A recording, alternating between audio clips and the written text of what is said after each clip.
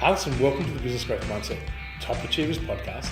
Thank you for joining me and thank you for making yourself available because I know that you're a really busy person. You're a busy mum, you're a busy business owner, entrepreneur, founder, board member.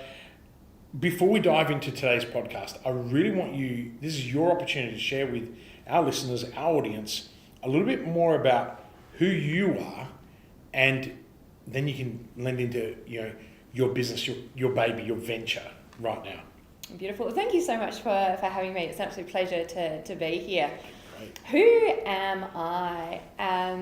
Gosh, it's such a complex question, isn't it? There's many sort of facets that make up who we are. You've introduced me as a mum. I'm a mum to two beautiful girls who are 8 and 11. I'm a partner.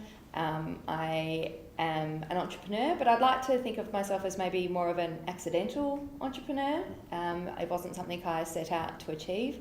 I set out to solve a problem.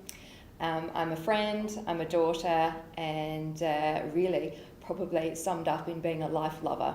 Yeah, and I love the way you just put that, because one of the things that I admire about top achievers is they are busy people. And also, I love the way you just put the whole idea that you're an accidental entrepreneur. And we're going to get into the story about CareApp. And I've had the fortunate pleasure of seeing you through that journey from when I was the entrepreneur in resident at Adelaide Uni. And you were really just starting up. Mm-hmm. And what I always admired about you and why I wanted you here today was because one of the big things I admired is you've got this massive personality in terms of you love the opportunity to learn. That's the biggest thing that I've seen. I've seen you with, when you hang out with, say Michelle Perugini, and I think some way we all look to Michelle as an inspiration. I certainly have.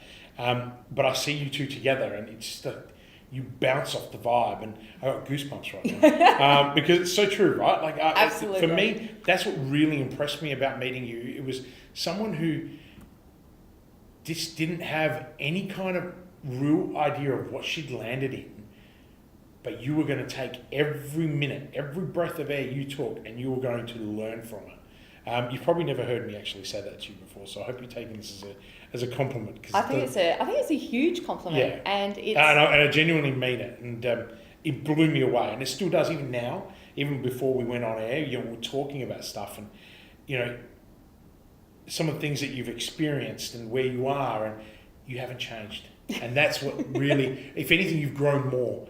And I know that anyone who listening to the audio experience, we also have it on video for that reason, so you can see people. And if you can see my face the moment I said that, it's like it's so powerful, and that's why I'm so great. And I love the way you just brought that together. But just tell me, when you talk about being an accidental entrepreneur, what does that mean to you now that you really are an entrepreneur? It's probably a story of persistence, really. Yeah. A story of courage, and I think at the end of the day, this unwavering desire to solve what I believe to be a really, really important problem that exists in our community, which is around supporting, our elderly people, our seniors, to still live like the best, most amazing lives. I mean, really, it's probably one of the biggest social and economic challenges that our generation has ever faced. So if I can be part of solving that problem, that would be unbelievable. So it was a beautiful accident, but yeah, it really, now that I'm, partway through the journey and very much still on that, amazing learning trajectory, which I don't think I'll ever get off. Yeah. I think it never ends. I think every day there's something new, and that's what gets me excited on a Monday morning. In fact, I've just done, our stand-up with our team, and I said to the team, I'm just so excited for the week ahead. How many people in the team now? We've got 6 at the moment. Yeah. We got up to 10 through, natural attrition and being able to, scale some of our and systemize some of our parts. We're at 6. But we'll probably actually double our team again next year, which I'm really, really excited about. So why don't we tell everybody, CareApp is what we're talking about. I know plenty about it, and I certainly know all the awards that you've won in the process. But why don't we tell people how it started and what you identified as a problem, and you had to do with something that meant a lot to you, your grandparents. Yeah. Maybe share that with us. I think it's really important for people to understand how you came about identifying this really big problem, and it's a problem that's affecting everyone in the world, not just here. Absolutely, it's without doubt, a global problem. So I'm an occupational therapist by profession, and I guess going back to that earlier comment about being an accidental entrepreneur, I mean, I graduated and I went to uni and I became an occupational therapist, with obviously the desire to, support people to live their best lives. So I don't have experience in technology or coding or those kind of things.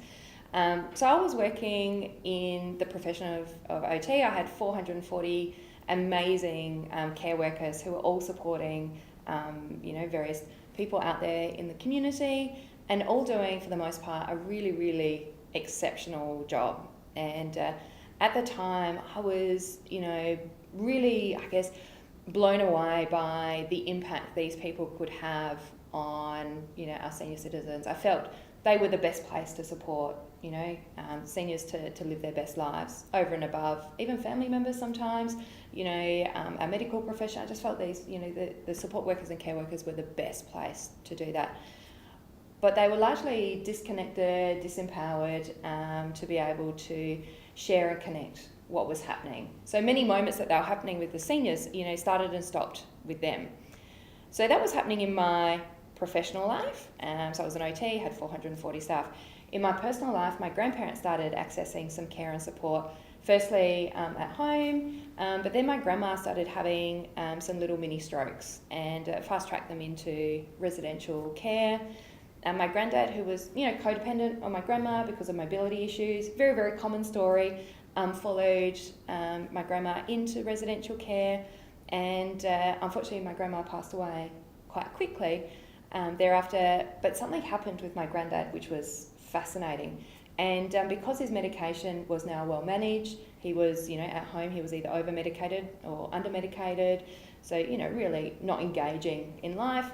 Once he went into residential care, medications managed, activities started becoming available to him, and he really started participating in life again with that meaning, purpose, engagement, which was really, really cool. But as a family member, we were 800 kilometres away and we didn't have this window into this. So we had that worry, that guilt, that anxiety. So with the collision of my personal and professional lives, I had 440 staff all doing an amazing job. I had a family where, I'm like, surely that's happening for my, loved ones, that they're having, but we don't have a window into this. I just wonder, could technology play a part in this? And I used to do something with my 440 staff, and that was I used to record these little video clips because I wanted to feel connected with my staff. I wanted my staff to feel connected with me. So I recorded these little video clips, and I'd be just standing on the side of the road or whatever, and I'd get my phone. And I was so bad at it, I recorded my videos in portrait mode, like that, and then you load it up to YouTube and it looks, terrible. You were learning, right? Yeah, I was learning. So, but it was a bit rubbish, but it worked, right? I just, hey, it's Ali, just give them a bit of an update. And it was so fascinating. The staff felt more connected and more informed.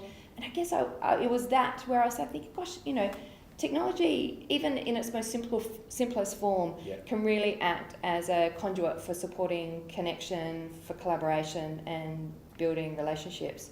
So they were just some of the thought bubbles. And then what happened is I sat down with a glass of wine on a Friday afternoon and really just wondered, what if? And that's how it started. Wow. And it's amazing that the best ideas are the ones that come from solving really important problems that are important in our lives at that moment in time. And I remember the time when you launched CareApp, there were other players already doing it, and they were all trying to break into this market. What do you think, and some of them are no longer in the market, what do you think separated you from them? Was it an understanding of the industry because you'd been in it? Because some of these players, no one had ever, because I knew some people that I read their stuff, and some came to me for advice at the time, and I was like, it's not my area of expertise. I don't quite understand. I mean, obviously I understand tech. Yeah. But you didn't understand tech. No. You've openly said, I didn't know anything about tech, but I just knew I needed to solve this problem. Yeah. What do you think? I guess what do you think the differentiator was for you surviving, now thriving? Yeah. Right, and actually getting adoption, which, regardless of whether it's a bloody great idea or not, and how big a problem it solves, that is a win in itself, getting people to adopt. And, you guys went after the revenue side to monetize, which, again, harder than begging investors for seed and going out and doing a cap raise of $20 million or whatever. Yeah. So what do you think was the edge for you? I think you hit the nail on the head. I think this understanding of, customers and customer problem, but it wasn't just the fact that I had, worked in the industry or the fact that I had lived experience with my grandparents. CareApp started with literally, a lead pencil and some, piece of paper and $3.50 coffee with a care worker. And I sat there with him, and in fact I've still got a relationship with Vince to this day. I'm catching up with him later this month to really understand what the experience is like for him, and we continue to do that every step of the way, even now with 35,000 people connected on CareApp now. How many? 35,000. I was writing down to ask you. Yeah. That's amazing. It's pretty cool, isn't it? When you say it, thank you very much. When you say it like that. I remember when you were trying to get your first 1,000. Yeah. That's huge. Yeah. And that was only 3 years ago, two and a half, 3 years ago. Yeah. So we have, that's actually really, really good. Well done. Thank you. Also, what it is there's just 35,000 people that are able now to have an experience with their loved one. And what I love, it does remove that anxiety. And, I remember my grandmother, when she got dementia, we couldn't care for her at home anymore. And she went, and it was really hard because obviously, dementia is really hard to deal with anyway. But, it was the ability, and we lived here, so it wasn't hard like you were 800 kilometres away. But for us, it was that travelling to and fro. And I used to make it a thing. Every Sunday, we'd go in as a family to see her. And it would have been really nice to know what else was going on throughout the week. Yeah. And that's why I think this is a really big problem that needs to be solved. Not for all the reasons that people want to solve for. So I know that there's lots of people that, there was all those scandals around whether people were being looked after and not being looked after. But like you said, you had 400 odd people that worked for you that were all doing the right thing. Yeah. So it's not about the right thing. It's actually about the positive stuff that we can then have this. You tell me. Why am I telling it? No. I think you tell it better so than I do. interesting, and it's so important that you've picked up on that, because the narrative in aged care and also in disability is one of horror, distrust, and yes, there is absolute reason, for that to exist. But it's a bit of the 80-20 rule, and I don't even think it's 20% of it that I is reckon that. it's probably like 5-10%, absolutely, right? Yeah. And that's what's getting the story, and that's what's getting the headlines, and what is driving fear with families. But for the most part, beautiful care does exist, and it's a great privilege to be able to bring that to light, to be able to share that does exist. And it's really interesting, like being able to give care workers the tools to be able to showcase the beautiful work they do. It motivates them, it excites them. They get, they're rewarded and recognised for what is a really, really difficult job. And, just a small little, thanks or note of appreciation, it's a very small win for a really, really important job and role that they play in the community. Everyone wins. Absolutely. When I listen to you say that, I'm thinking everyone wins, and they win because my favourite word of all time, accountability. Yeah. And it's not just about saying the word, it's about living and breathing it. And I think that what your application can do moving forward across other industry sectors is create a conversation, a dialogue that engages, but more so over time builds a level of accountability, because you're not being watched, but you're participating. Absolutely. Right? And so I think it allows you to distinguish who the great and the good are. Yeah. This is not about the poor and the good. This is about the good or the great. It's kind of Jim Collins' research study all in one hit. I love that. And so when was that conversation with you and Vince and that coffee and that lead pencil? Yeah. So moment? that was in 2017.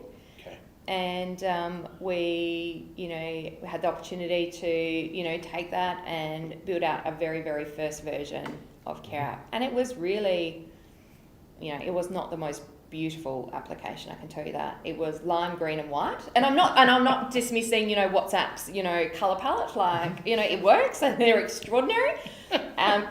But CareApp's first version was lime green and white. Now it's orange, red. Yeah, orangey, teal, but there's a huge amount of white in there. And actually, CareApp is a really beautiful looking platform. Like it's a really pretty and attractive platform to engage in, and we're incredibly proud that we've been able to do that. But the first version of it, wasn't so pretty. But what it did do was it proved, that care workers had a voice that they wanted to be heard. And it proved that efficiency could be created with technology. It demonstrated that, this was a legitimate problem to solve. And the other thing, and the most important thing that we got out of this, people are like water and they will follow a path of least resistance. And what happened was that they started using CareApp in unexpected ways. Okay. And that's where we really began to learn, some of this user behaviour and where else this platform can continue to add value. So initially, CareApp, was very much around, probably capturing more some of the observations that would, care workers would see. So the observations, right? Yeah.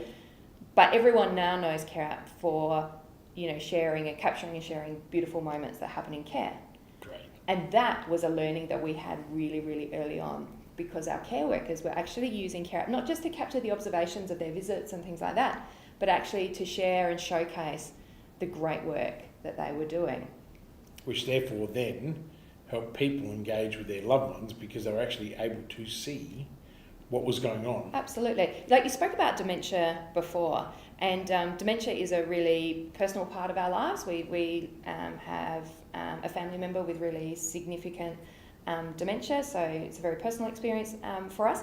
But one of the great things about what CareApp is able to do for family members, who do have a loved one with dementia, is instead of connecting with your loved one and trying to, understand what their day has looked like, you actually know what their day has looked like. And so you can connect with them and say, well, like for me with my granddad, I'd be like, oh, granddad, I saw you, you jumped on your scooter and you went down Vines Road and you picked up some oranges, right? Which is what he would do. A bit random, but, he would do that, and you'd be able to connect scooter, that. Yeah. Are you talking about the scooter that he sits in, or the scooter that you can hire and swap your phone and wear a helmet? Oh my God, now that is a visual and a half, isn't it? See my granddad on one of those scooters? I would love to have seen that. I thought you said screw it up there. Hang on. If he's like you, and we might get into a skateboard conversation later, I just had this, because obviously we're talking about skateboarding, I'm like, hang on a minute, granddad on the scooter? Yeah. So you mean the scooter sitting down, hyper supercharged at like 40k an hour, right? Yeah, okay, cool. yeah. That makes me feel a little bit safer. Yeah. So no, on the typical, grandparent scooter, not on the one we whiz around in the city. The CBD. Yeah, but that is cool. I wish you had done that.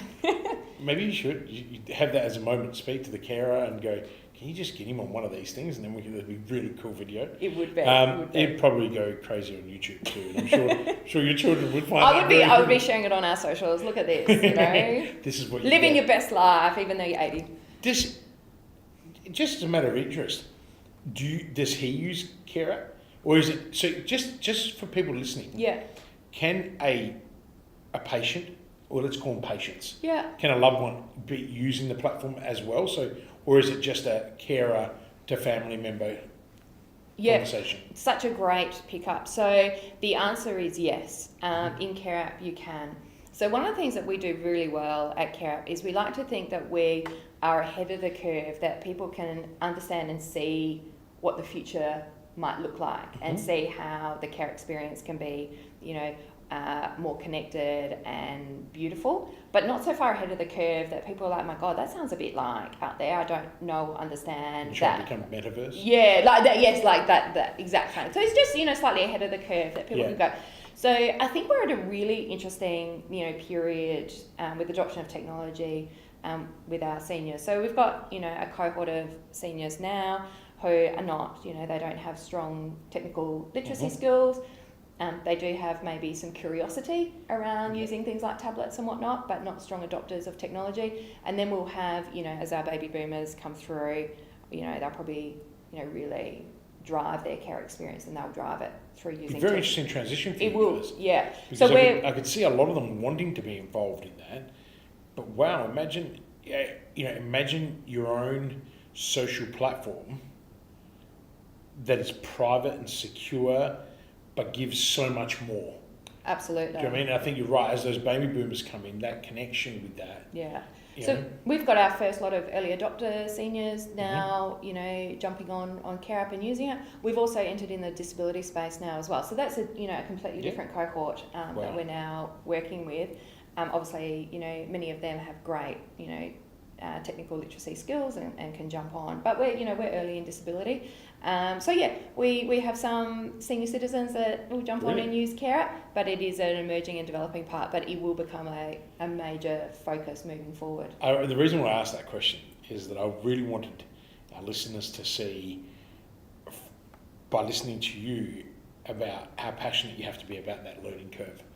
And what I really enjoyed is that, you know, you made that really clear distinction that you've got to evolve through learning. Absolutely. You know, some of us call it failing forward, some of us call it testing and retesting and learning. Yeah. But I think what it is, and you really put that well, is this evolution through learning. And in technology, that is a big one that you have to.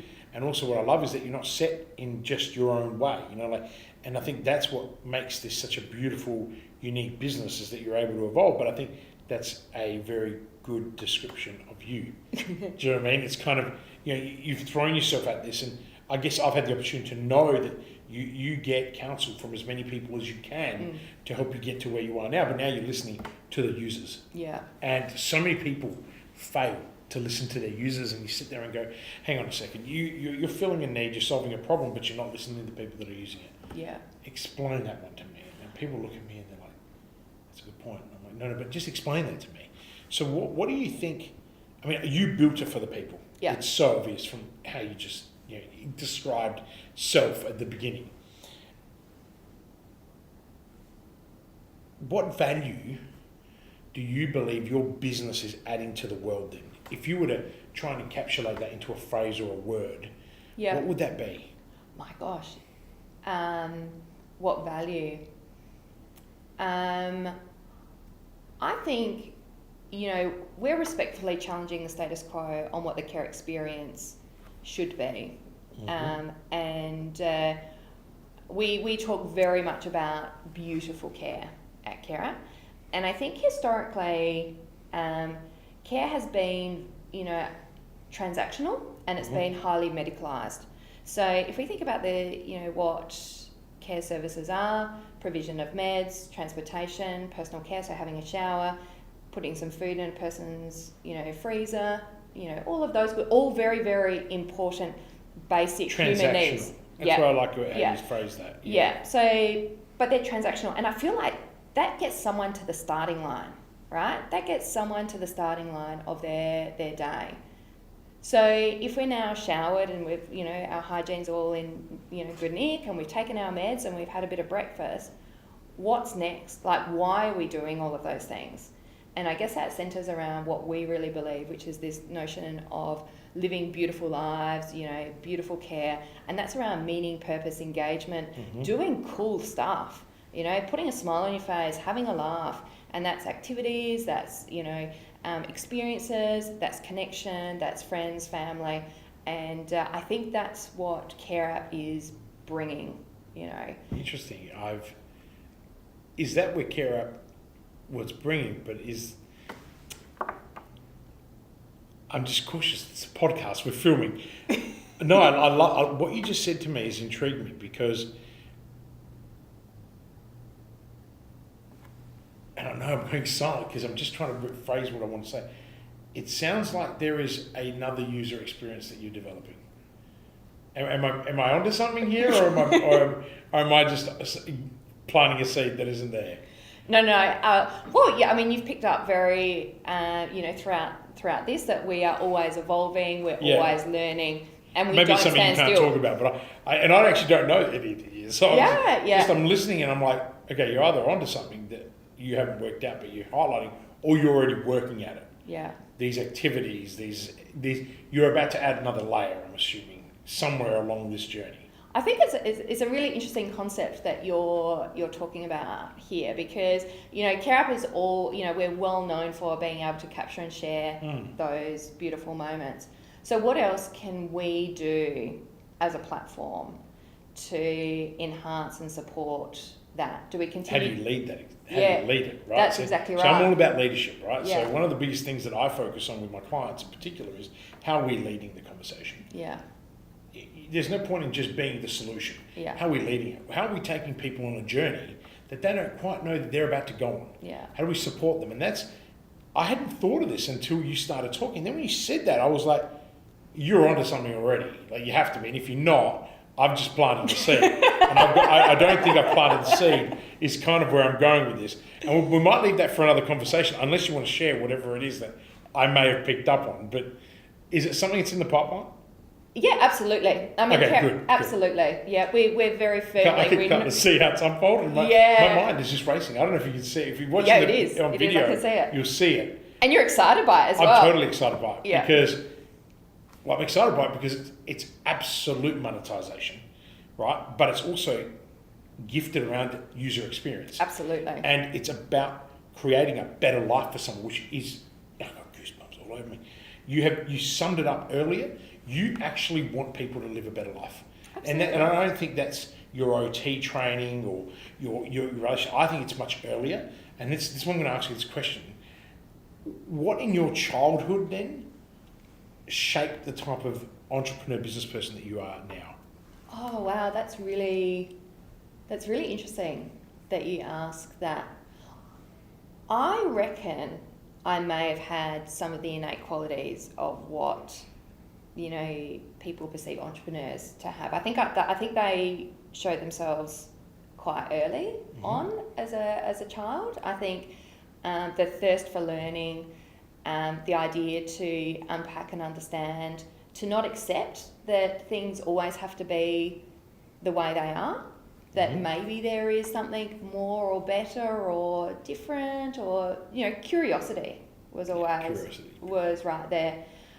There was an appetite to take risk as well. But I think something that we have also balanced really well at CareApp, and I hope we continue to do, is we balance risk with thoughtful consideration. So it's not, you know, everyone sort of goes, oh, Ali, you know, you're a natural risk taker, and I think to a certain extent I am. Like, I'm prepared to fail. I'm absolutely prepared to fail, and I'm prepared to cop that on the chin. But I see that as, you know, my next step in learning. You know, you don't, you know, get great steps in learning by being successful all the time. You have to be prepared to test and trial new things, right? So there was always an appetite for risk, and maybe that showed itself by being an excellent tree climber when I was 5, you know. Right. You know, those kind of things, like that sort of thing. Okay. Comes back to... I'm now thinking tree climbing, skateboarding, and some of the other stories that I know and I've heard, and I'm thinking, this woman loves danger, right? No, I think it's an element thoughtful. I think it's an element of courage, actually. I just, as you were talking about, I had a very vivid memory of one of the first few times that I spoke to you. And I was like, this woman has blind courage. But not from a you know, a negative position. Yeah. Like in our space, blind courage is actually a badge. Okay? And I remember because I was listening to you and I thought, I'm trying to remember where it was, and it just comes to me and my crazy memory. And I just remember I was like, I like her courage. And I've seen you go through that. I mean, you know, anyone who gives up their career to go into startup land is borderline insane. Yeah.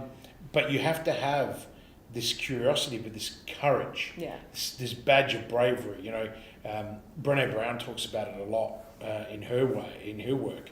But it's phenomenal, and I think that's what you're demonstrating. But do you reckon you can? So you're pinpointing it to your incredible ability to climb trees at the age of 5. Is there something though that triggered? I mean, what was your childhood like? Is there something in your childhood that you would go, you know what, that's what gave me courage, or I didn't want to be like that, or I wanted to do this, you know, because that's where our purpose, our origins of our purpose are there.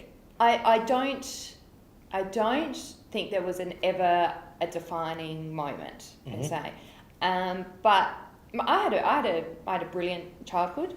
But I spent most of my time, you know, trying not to be in the classroom. So I would be involved in every extracurricular activity that meant that I didn't have to be... You went to Scotch, didn't you?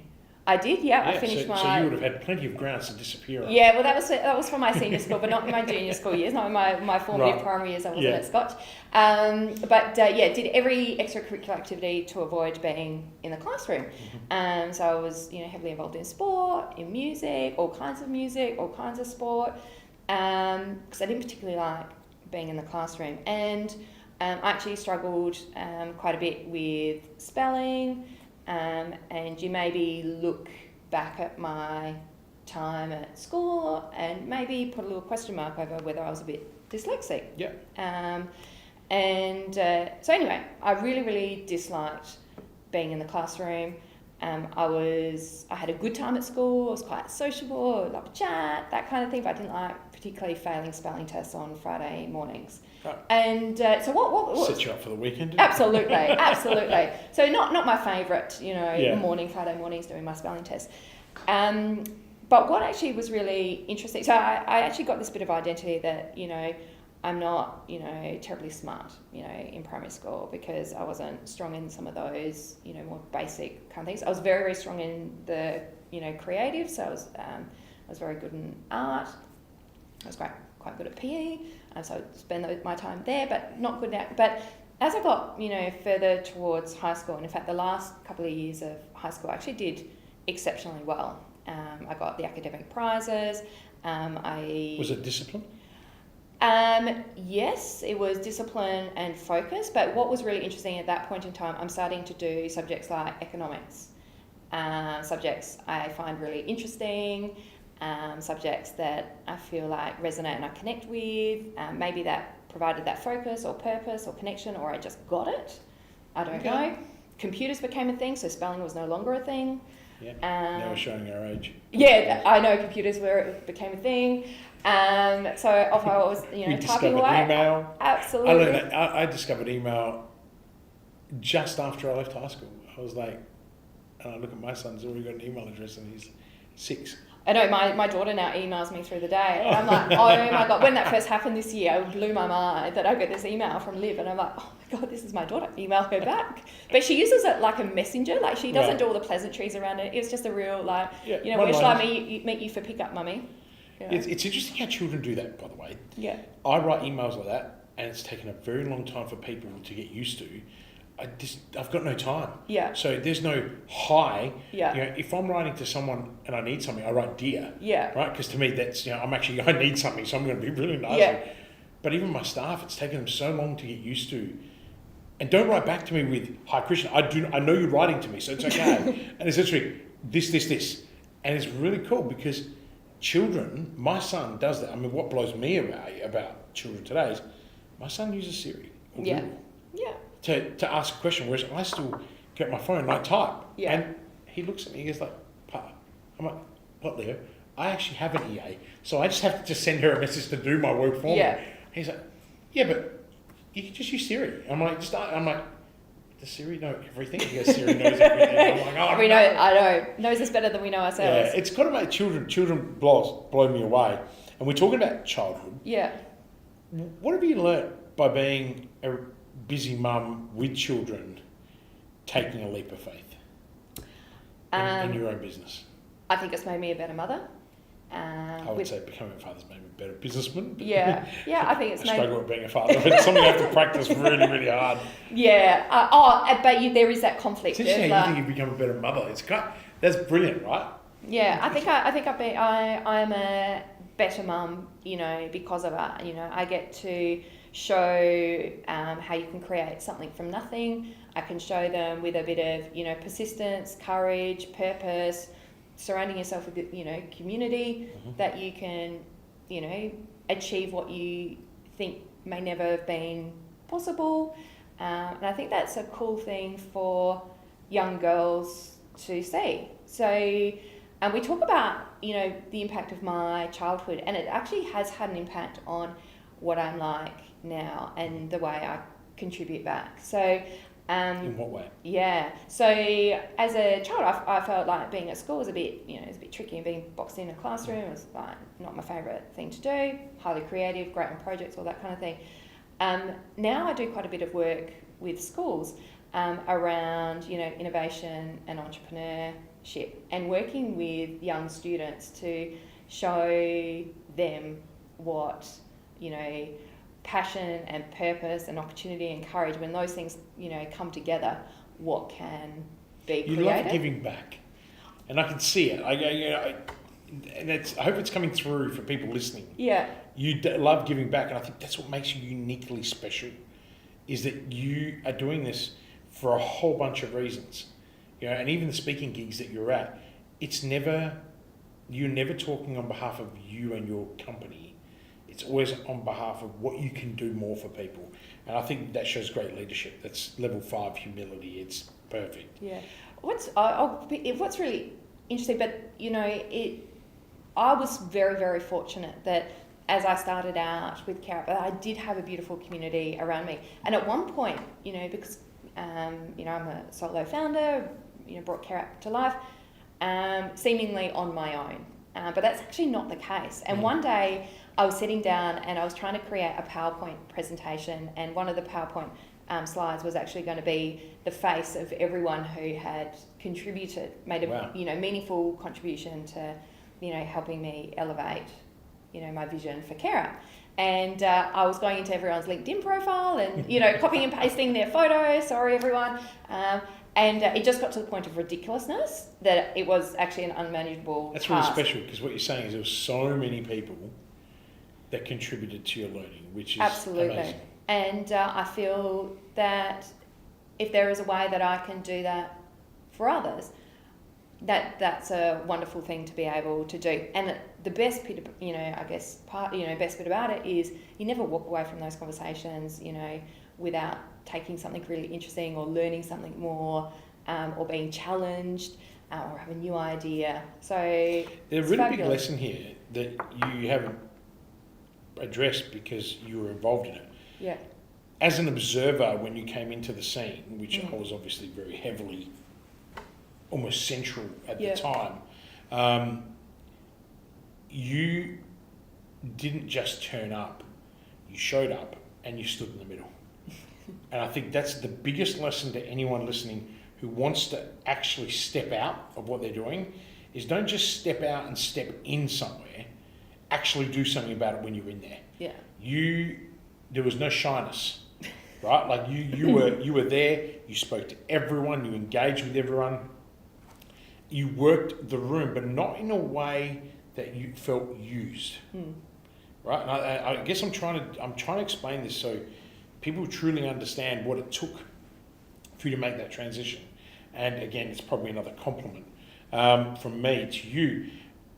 That's really important. So many people I saw coming in were trying to get something out of it, whereas you were kind of like, I need to get that person's time so I can benefit. Whereas for you, it was like, no, I really don't know much about this, and I'm going to dive in, and I'm just going to immerse myself with these people and create my own 5 people that I want to be more like. Yeah. Do you know what I mean? Like Jim Rollins' theory, you are the sum of the 5 people that you hang around with the most. And for you, I think that was it, and it was very genuine. Like, at least it felt genuine to me, and I know lots of other people in this circle that we were talking to. That made you welcomed. And you built some really good relationships with the department, which you guys, I think you've been able to get some funding through those circles. You've made some really good friendships, like Heather, Kenzie, and people like that have really been instrumental in bringing everything together. That is a really important lesson for anyone listening, because it's not just about showing up. Okay, it's about taking action, but doing it from a place that's genuine, because we pick up the bullshit, right? In that environment, people used to say, "Oh, you're arrogant. You don't even want to talk to me. But you just want to use me." Like, if that's what I'm going to be, then if I'm just transactional, then you don't want to build a relationship. No, not at all. And the best part is you're in the business of building relationships. Yeah. CareApp is about bringing people together. So I guess for anyone listening, this is where it's all gelling for me, is that you really are living your company's purpose. And your company is a reflection of who you are and all the people it connects with. And I think that's really beautiful. Yeah. Okay. It's really interesting. You made me reflect back on a time very, very early on in the CareApp journey. And I was in a boardroom in Sydney and I was pitching CareApp. Yeah. I'm very, very early on. How many of those pitches have you done? Oh, I haven't pitched for a while now. Yeah. I'm actually really looking forward to doing it again. I kind of miss it. I haven't done it for a while, but it was one of my very, very early pitches. Really, really well received. Except I got this really odd bit of feedback. And the bit of feedback was, Ali, that's fabulous. But you seem a little bit too empathetic.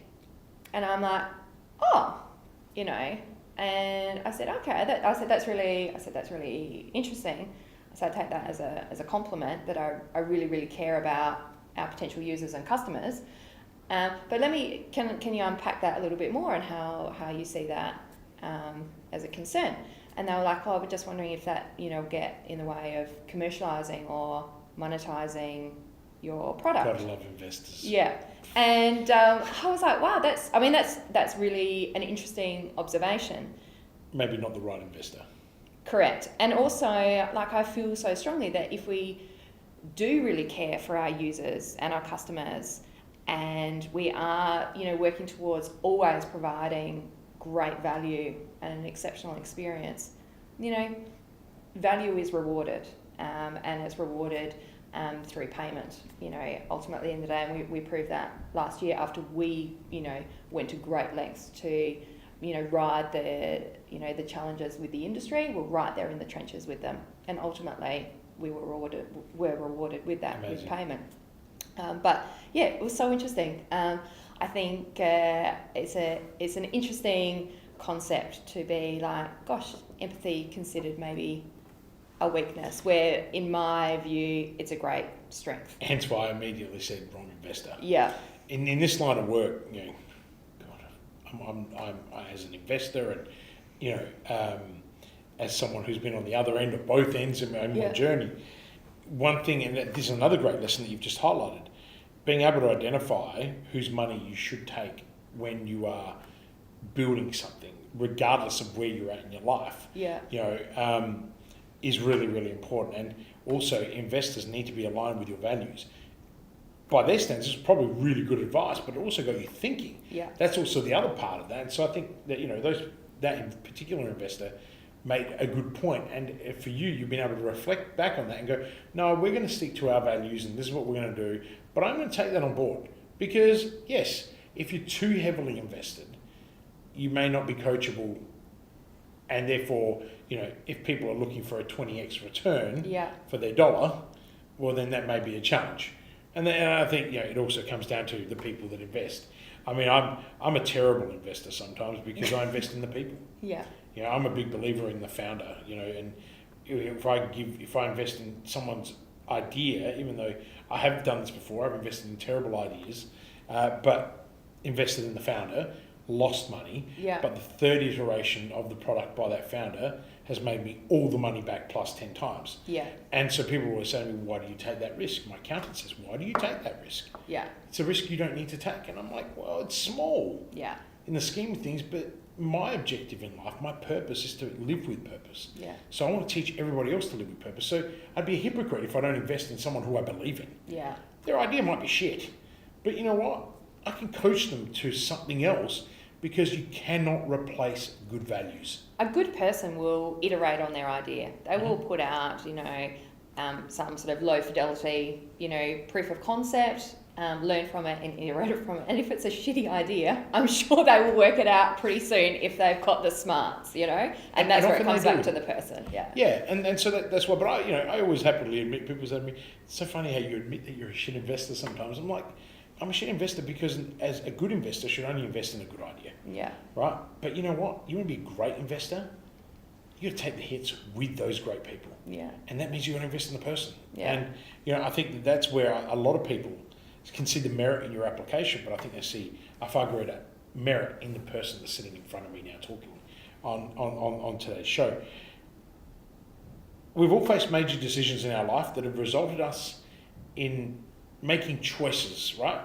To turn left, to turn right, and ultimately the circumstances that are around us do not actually govern us. There's this misconception the circumstances govern our outcome. Yeah. That's bullshit. It's decisions that we make. Yeah. What is a pivotal decision throughout your entire life that you think you've made that's led you to where you are today? Gosh, there have been many. Mm-hmm. So one of them is actually when a new job opportunity presented to me. So this was, early on in my career, and I was working for what is now Medibank Health Solutions. I joined as a OT come bit of a regional sales manager, because I had the opportunity to, what they perceived as selling, I perceived as problem solving, but ultimately Right. brought extra revenue. So I joined in at that sort of, like low mid-tier kind of level. I won quite a bit of business for them, and one day I was asked to go to the big boss's office, off to the managing director's office, and in his office was the 2IC, and I was like, uh-oh, What have I done? What have I done? What have I done here? And they said, Ali, we would like you to take on this project and lead this tender for us, this tender process. And it was a multi-million-dollar tender process in an adjacent vertical to what we were working in. And I took a deep breath, and I'm like, okay, I'm going to take this on. I don't know much about it, but I know that I can do this with the right people around me. And I have worked my absolute tail off. And at one point someone said to me, oh, this is Ali, this is really good. It's a good learning exercise for you. And I looked at them, I said to them, I'm not doing it for a fucking learning exercise.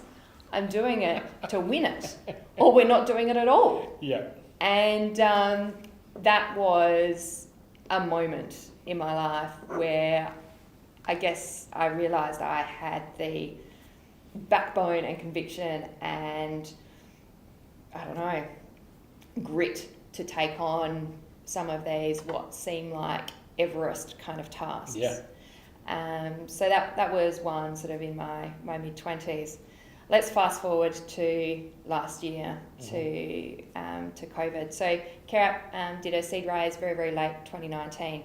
We're all set for 2020. I was flying every other week, travelling around Australia, bringing on new paying customers to CareApp. We're seeing a lovely, trend line in acquisition of customers and which corresponding investors are happy revenue. about, Yeah, and that's it's nice. a This good is, trending line.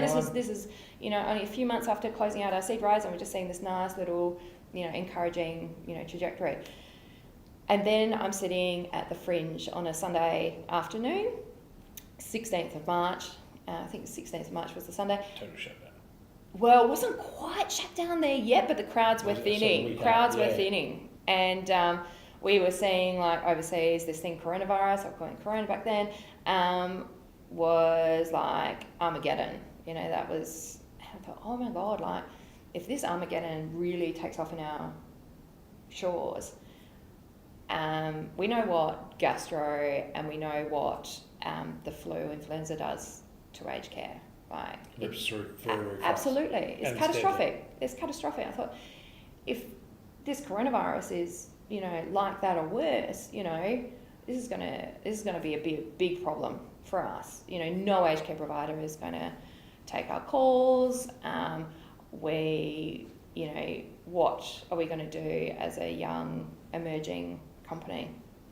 And I thought there's only one thing, that we can do, and that is to ride this with them, get right down in the trenches. I'd lived and breathed the aged care experience, and we decided to make CareApp free to every aged care provider around the country. We popped that out on Twitter on the Monday morning, and what we perceived to be, I guess, a nice and supportive thing to do for the industry, was really, really well received. And, we had huge amount of interest and scaled, incredibly That would quickly. brought a whole bunch of challenges too in terms of Oh team. my goodness me. Yeah. We don't have long enough to talk about the challenges that it brought. One of the things is the web-based version of CareApp was 6 weeks away from going live, and I'm like, oh my goodness me, like how are we actually going to do this? I actually ended up going back to my shareholders and saying, hey guys, this is the opportunity in front of us. What do you reckon? And they backed us in on it. And for 6 months, we worked with no revenue and working our absolute tails off with our customers, hoping that they will convert, on the 31st of September. And they did. We had 85% conversion. Congratulations. Thank you so much. So the pressure that you would have experienced, and not only you as a person, but the entire company would have been significant. And we're not here to talk about that, but that level of pressure breaks people. And to know that you've come out of the other end a better, stronger person for it is a pure demonstration of courage, but persistence. And, Jim Collins says, luck favours the persistence. And that is what's happened, right? So you made a really brave decision. You obviously have very smart shareholders who have been able to go, you know what, we can do this. And now you're going to reap the rewards of that transition. Business is not all flowers and rainbows. And that's what we've already touched on. But is there a particular failure experience along your journey that has resulted in success today? I mean, there's probably been many, but is there one that stands out? A success that has... So a failure experience that has resulted in success later, something that you've learned. Okay, this is not about technology. This will be about bringing, CareApp to life. So I participated in a hyper accelerator, and by hyper accelerator, it was a 2-day hyper accelerator, like crazy. Total immersion. Yeah, total immersion. And I had, I think it was 9 mentors, many from the US come, 9 different opinions, all sorts of things. So it was a really, really intense couple of days. So at the start, we were invited to pitch. I pitched very strongly, and the feedback was really, really good. Then I went through these 9 mentors, and at the end, we had to pitch again. This is to the live audience? This is not that one. This is before then. Oh, is that before then? Yeah, okay, wow. before then. Yeah. And I'll get to the one that the conduit one, which you're talking about, because that was a.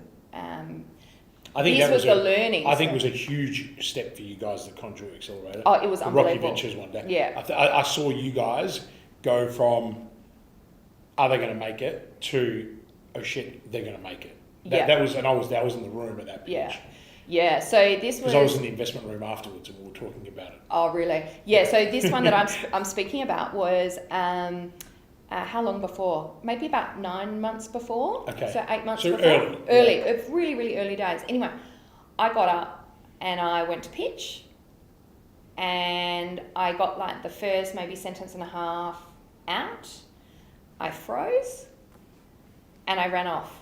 Really? Yeah, I know. It's on camera somewhere. What was the trigger?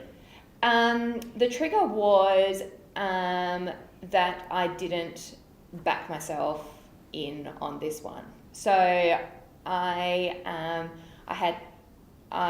didn't look after myself during those 2 days. Yeah. I had no sleep, no exercise, ate like shit. Here comes the great learning lessons out of this. So anyone listening, make sure you're listening to this. And I got my wobbly wheels on who we were and what problem we were solving. And I lost the conviction in that moment.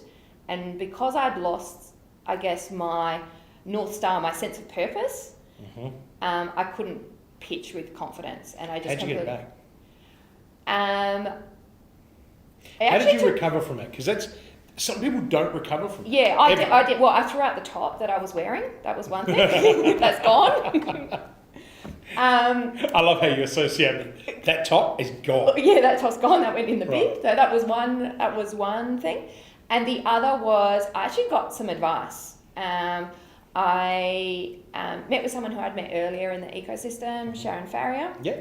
You know Sharon Sharon? was one of the mentors in my Think Lab program. Yeah. So I caught up with Sharon. She's great. Yeah. She's a pitching master. Yeah. And Sharon explained what happened, and she unpacked it with me, and it was really good to just verbalise and dissect this moment, because it wasn't something that would be expected of me, that that's how I'd react in a pitching moment. The other thing was nerves, but I think the nerves really got the better of me because of this loss of purpose.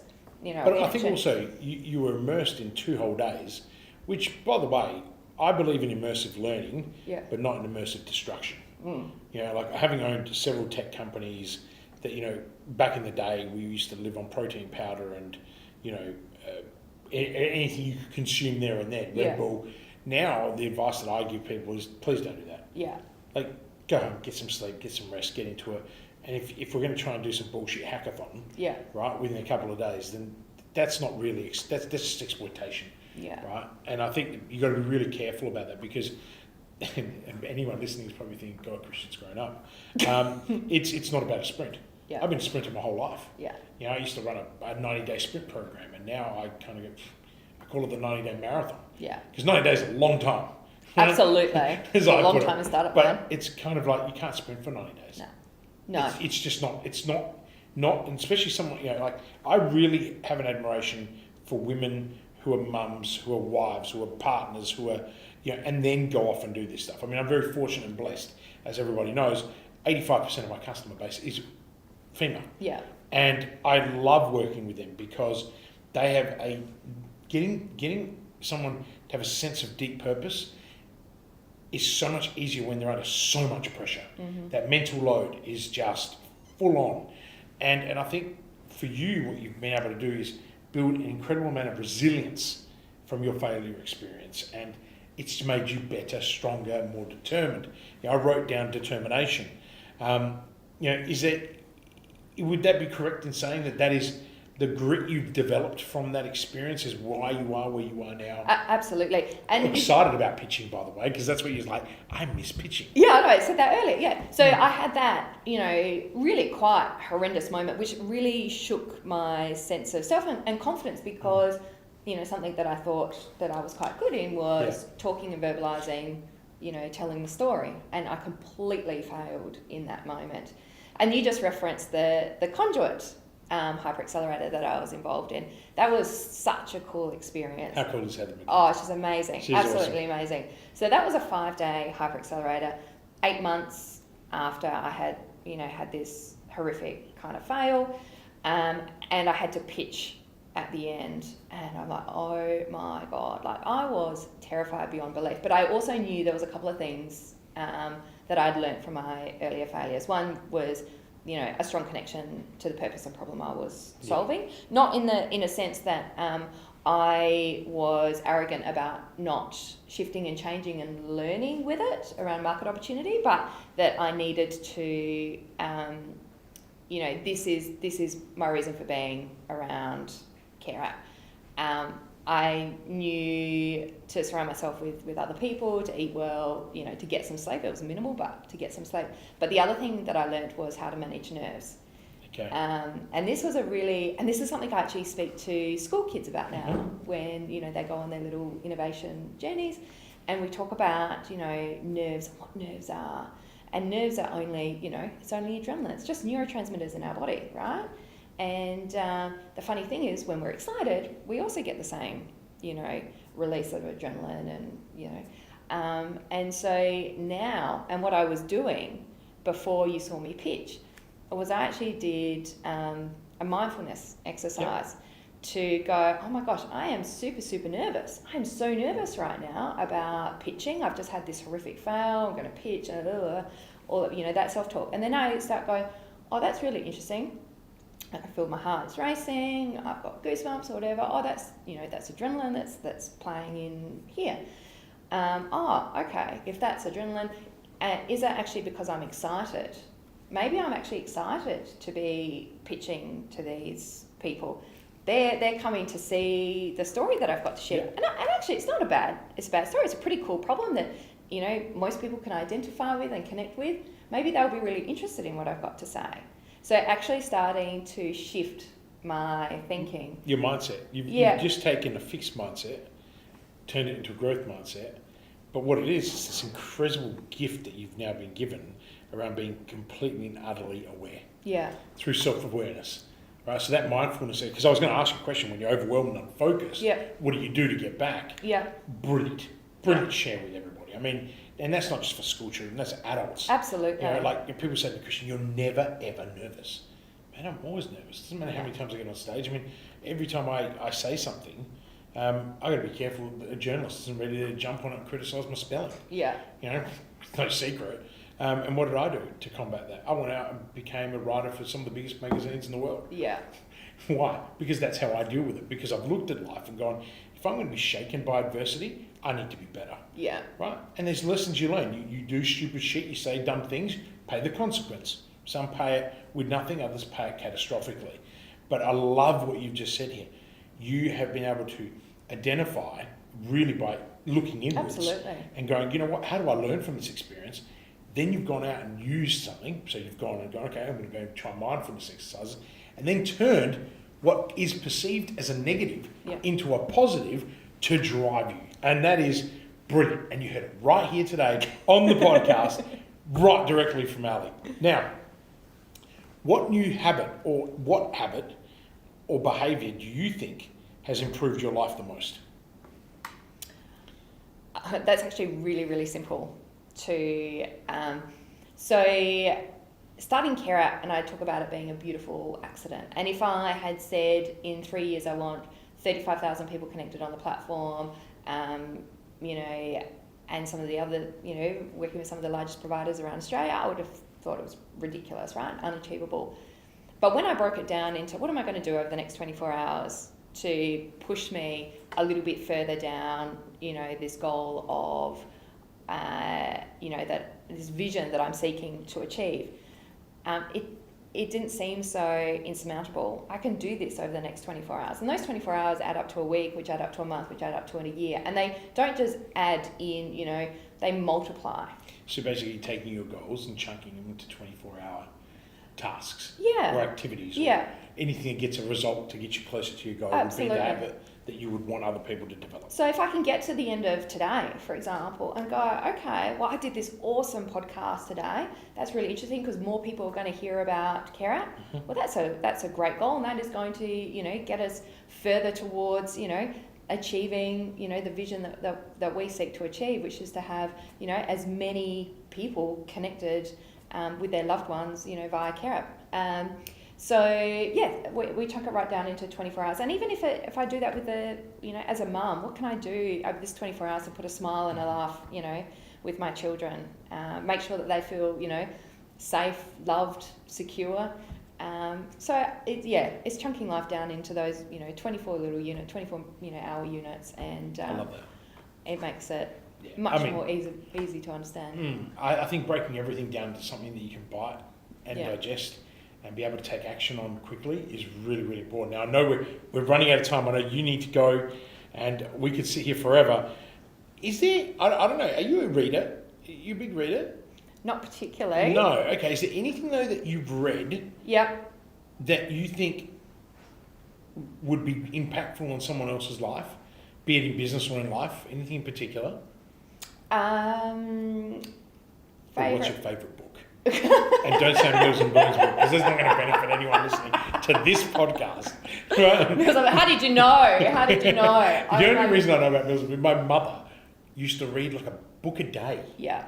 Right? And I'm like, what in the hell are you reading? I mean, that's why I can't handle anything like that. Yeah. But is there anything?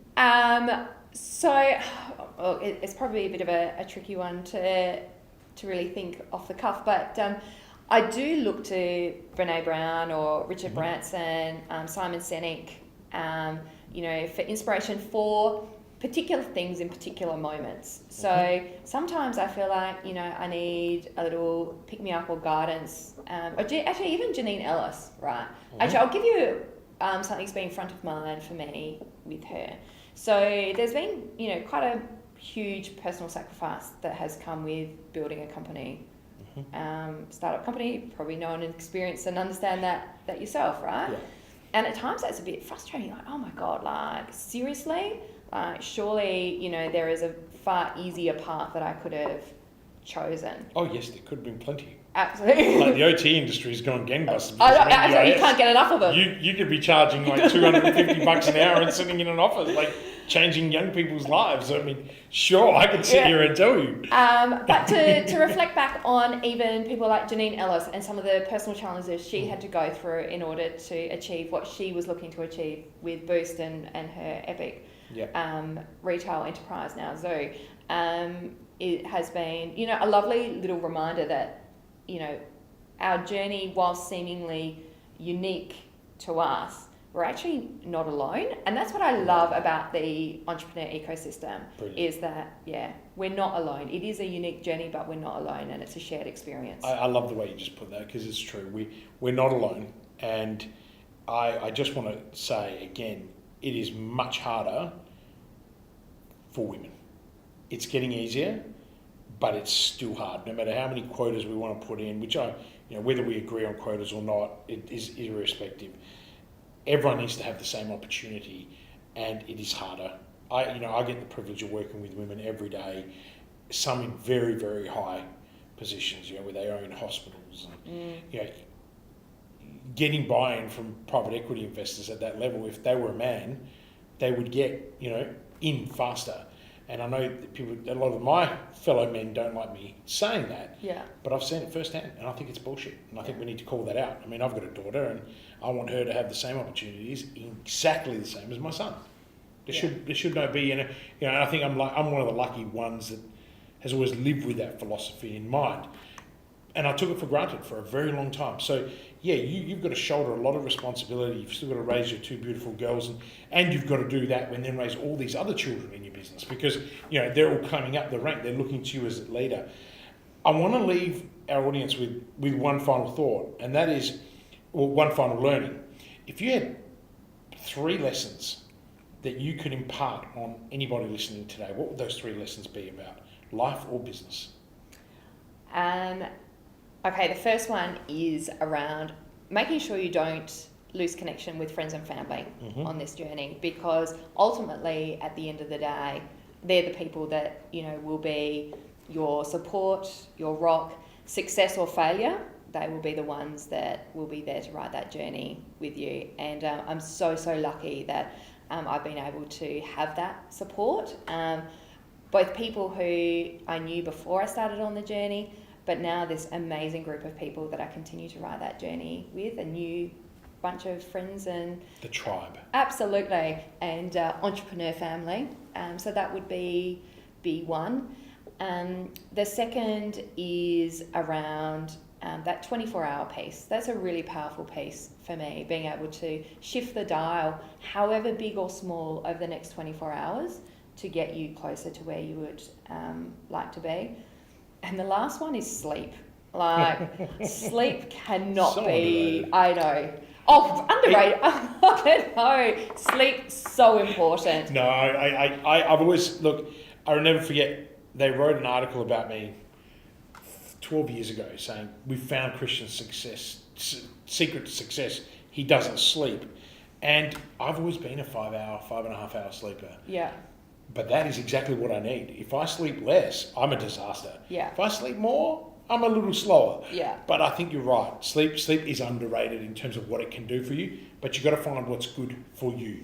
Absolutely. Because that's important. Yeah. No, absolutely. I agree. I don't need huge amounts of hours, but... How many hours?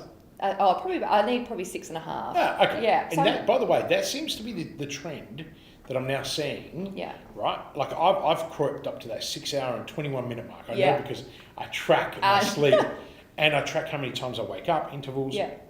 But I vary from 5.5, 5.5 to 6.2 roughly. Yeah. And there are days that I need to sleep longer and I sleep. Yeah. That's the luxury of being, the owners of our own domain. Look, Allison, I am completely blown away by how vulnerable and how amazing you've been in today. I think CareApp is heading absolutely in the right direction. It's 35,000 people that are engaging with the platform and using it. Well, actually, it's probably engagement's probably higher.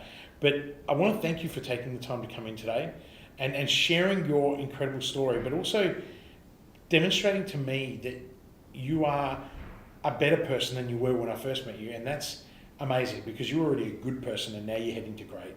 And I'm so grateful for you taking the time to hang out with us, and thank you so much. Thank you very much. It's been a pleasure. No worries. Cheers.